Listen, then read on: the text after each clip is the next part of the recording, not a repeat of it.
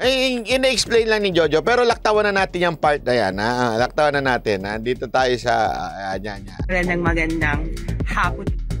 Hello po, magandang hapon po sa inyong lahat. Dito po si Sas Rogando Sason, ang ininyong favorite American colony traitor. Ayan, Diyos ko Lord.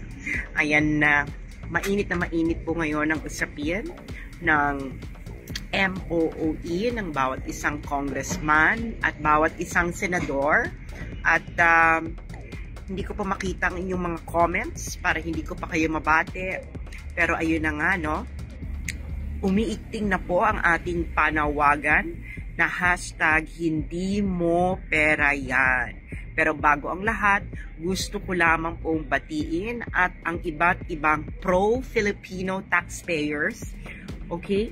Hindi ko po babatiin ang mga pro-Duterte, anti-Duterte, or anti-Marcos, or pro-Marcos, or anti-Lenny at pro-Lenny.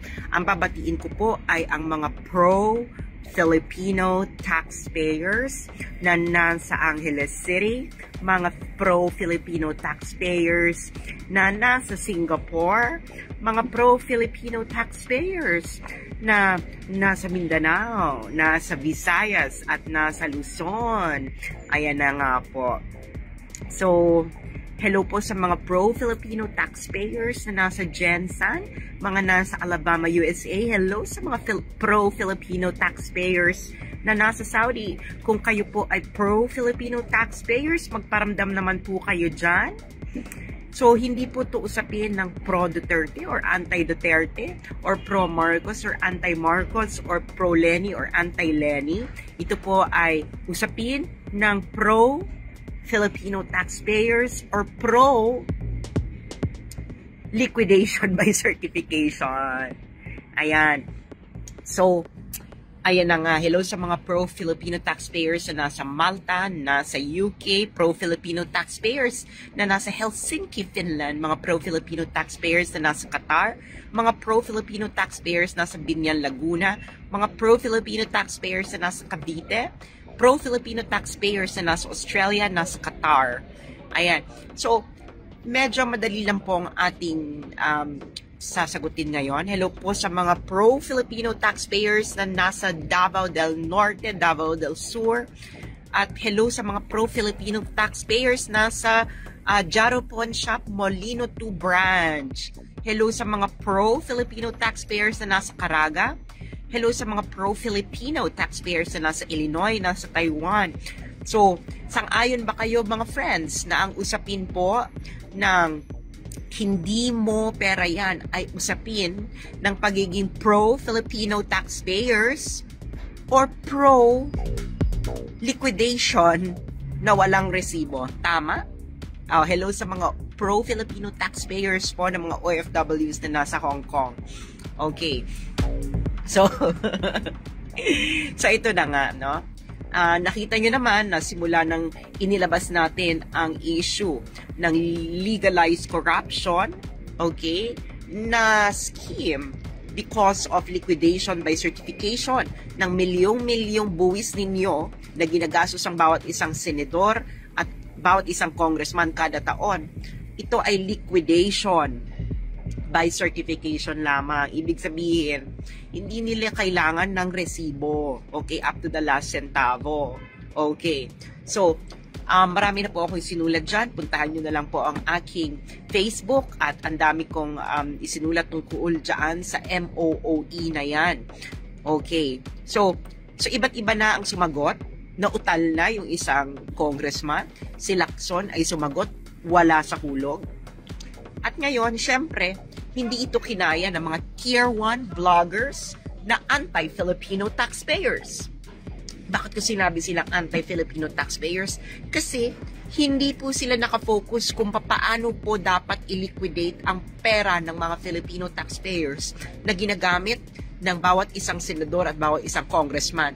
Pag ang vlogger po ayaw busisiin kung tama ba ang paggamit ng bawat isang senador at bawat isang congressman ng kanilang milyong-milyong MOOE na galing sa buwis na ibinabayad ninyong mga nanonood sa akin ngayon, ng mga kamag-anak ninyo, ng mga kaibigan ninyo, ibig sabihin po sila ay anti-Filipino taxpayers. So, dun lang po tayo sa pro-Filipino taxpayers na usapin at argumento. So, ano ba ang pro-Filipino taxpayers? Well, dapat, kung pro-Filipino taxpayers ka, dapat magdidemand ka na ang liquidation ng buwis mo na ginagastos ng bawat isang senador at bawat isang congressman ay may resibo up to the last centavo. Diba? Kasi di ba sabi nila hindi yan confidential fund? Ang confidential fund lang po ang hindi kailangan ng resibo. Certification lang po yan. At hindi rin po kailangan ng confidential fund ng publicly available audited report. Diba? Pero itong MOOE ng bawat isang senador at bawat isang congressman, hindi po yan confidential. Sila rin po nagsabi, nahulog po sila sa bitag ng kanilang sariling kumunoy. Kung hindi po yan confidential fund, dapat bawat isang senador, bawat isang congressman ay may individual COA audit report, may individual liquidation with resibo kung paano nila ginastos ang MOOE nila na nagkakahalagang milyong-milyon kada taon. Bawat isa, bawat isang senador, bawat isang congressman. So, ang isang congressman aabot ang MOOE niya ng mga 20 million per year. Ang isang senador aabot yan mga 50 million. Mahina ang 50 million sa isang senador. So, di ba dapat lamang po mga Filipino taxpayers na ang salaping yan ay merong liquidation with resibo up to the last centavo. At dapat ang available yan publicly katulad sa US Congress. Kasi sa US Congress po, available po ang kanilang liquidation with resibo. Every quarter, makikita mo doon lahat ng pinapasweldo nila, magkano ang sweldo, pangalan ng pinasweldo, saan ginastos, kahit $1 nakalista. Every centavo is recorded. So, dapat liquidation with resibo. Diba? Ginagawa ito sa US Congress eh. Diba? Sa US Congress, ang liquidation nila with resibo up to the last centavo at available ito sa website ng US Congress. Bakit kayo wala? Bakit yung mga vloggers pinagtatanggol nila itong ganitong patakaran? 'Di ba? Bakit kami na mga DDS wala kaming pakialam? Kahit ang mga matamaan dito ay mga kaalyado ng mga Duterte dahil kami po ay pro-Filipino taxpayers. At bilang isang pro-Filipino taxpayers, dapat ang MOOE ng bawat isang senador at bawat isang congressman ay may liquidation with resibo. Katulad sa US Congress, magbigay nga kayo sa amin. Magbigay nga po kayo sa amin ng magandang rason kung bakit ang sistema natin ay dapat maiba sa sistema ng US Congress na ang ginagastos ng bawat isang senador at bawat isang congressman ay may public report up to the last centavo kung saan ginastos. Available yan. Publicly, pumunta kayo sa Statement of Disbursements sa website ng US Congress. So, nandito si Ka Nestor. Si Ka Nestor po ay isang auditor sa State of California. Okay? Auditor. Si Ka Nestor sa State of California. Auditor siya ha. Sa State of California. Alam niya itong sinasabi ko.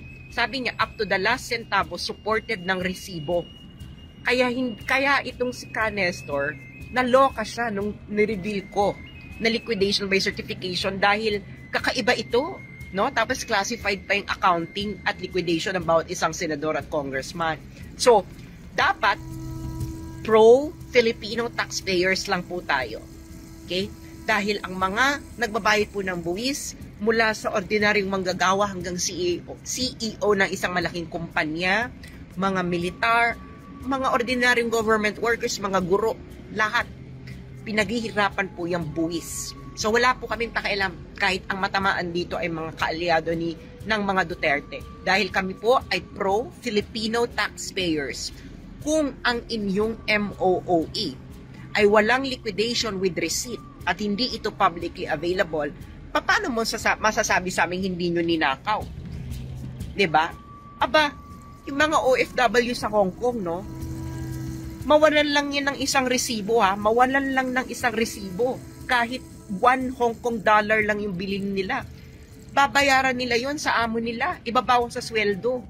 Tapos kayo, wala kayong maipakita sa aming resibo kung paano nyo ginastos ang inyong milyong-milyong MOOE. Hindi po resibo ang certification. Okay? Siguro naman, hindi naman kami tanga. No?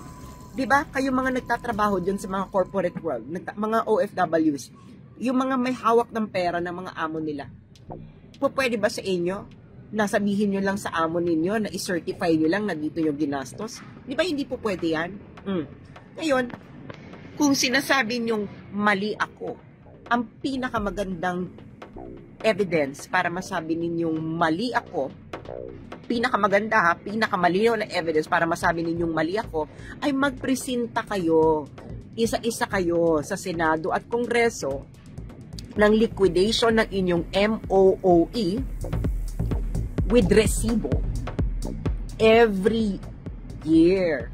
O, iba pa po yung liquidation sa audit. Okay? Ang audit kasi, aalamin dyan kung yung paggastos mo ng pera ay efficient. Nasa tama. According to the project, hindi waldas. So, yung audit, no? Yun na yung quality. Kasama na doon yung quality. Okay? Kasama na yun ang quality ng paggastos mo ng pera. Yung liquidation po, ito makikita, is kung saan mo ginastos. Okay? Up to the last centavo. At dapat yan ay supported ng resibo. So, meron ba yung mga vloggers na hindi natin alam, no? Kasi hindi naman sila pro-Filipino taxpayers. Kayong mga nagtatanggol sa patakaran ito ng Senado at Kongreso, bakit hindi kayo magpakita sa amin na meron ng liquidation with resibo ang bawat isang congressman at senador?